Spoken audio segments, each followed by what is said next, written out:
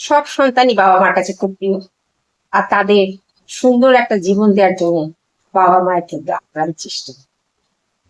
আজকে ভিডিওটা কিন্তু শিশুদের দিয়ে আমি করছি, তাদের অভিভাবককে কিছু বলার জন্য ভিডিওটি দেখুন। প্রথমেই একটা কথা বলা দরকার, সন্তানকে এই সুন্দর জীবন দেওয়ার মানেটা একজনের কাছে কিন্তু এক এক রকম অর্থ বহন করে। বাবা মায়ের যদি অতিরিক্ত প্রত্যাশা সন্তানের ওপর, তাহলে সেই সন্তানদের জীবনও নষ্ট হয়, সঙ্গে সঙ্গে বাবা মার জীবনও কিন্তু চরম হতাশা আসে। তারা কিসে বেশি স্বাচ্ছন্দ্য অনুভব করে সেদিকে আগে লক্ষ্য রাখা দরকার।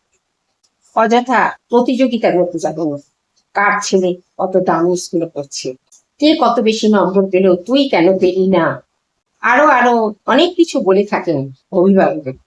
দয়া করে ভিডিওটি দেখুন, দেখুন হয়তো আপনাদের মনের অনেকটাই পরিবর্তন হবে।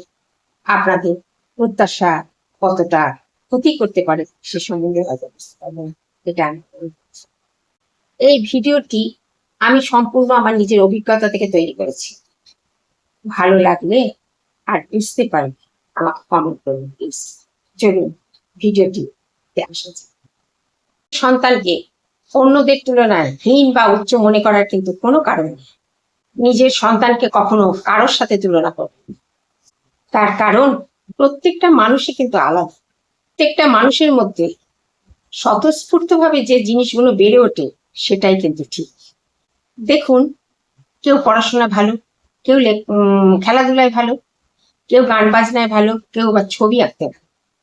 আবার কাউকে কাউকে দেখা যায় ছোট বয়স থেকে মানুষের উপকার করবার জন্য খুব মন চায়, সেরকম মানসিকতার ছোট বয়স থেকেও কিন্তু দেখা যায়।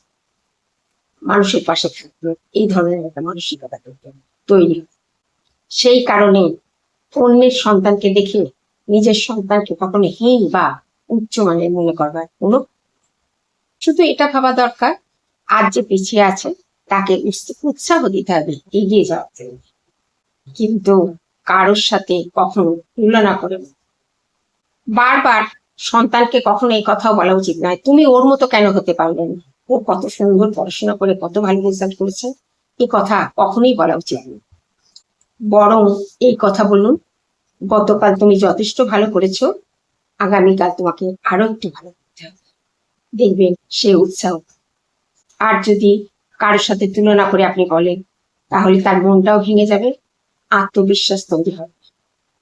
তখন তার একটা কথাই মনে হবে, আমার দ্বারা বোধহয় কিছু হবে না, আমি বোধহয় কিছু পারব। তাকে ভালোবাসা দিয়ে, উৎসাহ দিয়ে সঠিক রাস্তা চেনাতে সাহায্য করতে হবে। আর এই উৎসাহ যদি দেন প্রত্যেকটি বাবা মা তাদের সন্তানকে, তাহলে কিন্তু তাদের ভিতরে যে ক্ষমতাটা আছে সেই ক্ষমতাটাও কিন্তু তারা চিনতে পারে। পরীক্ষার নম্বরটা বড় কথা নয়, কে কত বড় চাকরি পাচ্ছে সেটাও বড় কথা নেই, কে কত টাকা রোজগার করছে সেটাও কিন্তু বড় কথা না।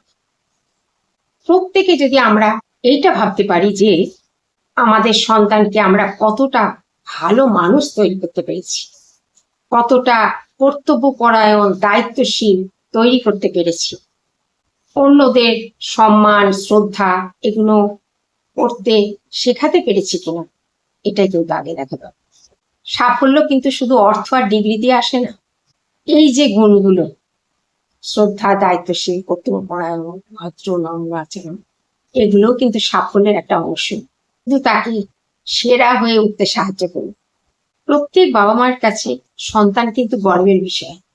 অন্যকে পিছনে ফেলে কিভাবে নিজেকে এগিয়ে নিয়ে যাব এই মনোভাব তৈরি করা নয়, নিজের ভেতরে যে ক্ষমতাটা আছে সেটাকে কাজে লাগিয়ে এগিয়ে যাবার শিক্ষা দেন। আশা করি ভিডিওটি একটু অন্তত বোঝাতে পারলাম। প্লিজ স্কিপ না করে ভিডিওটি শুনুন। ধন্যবাদ।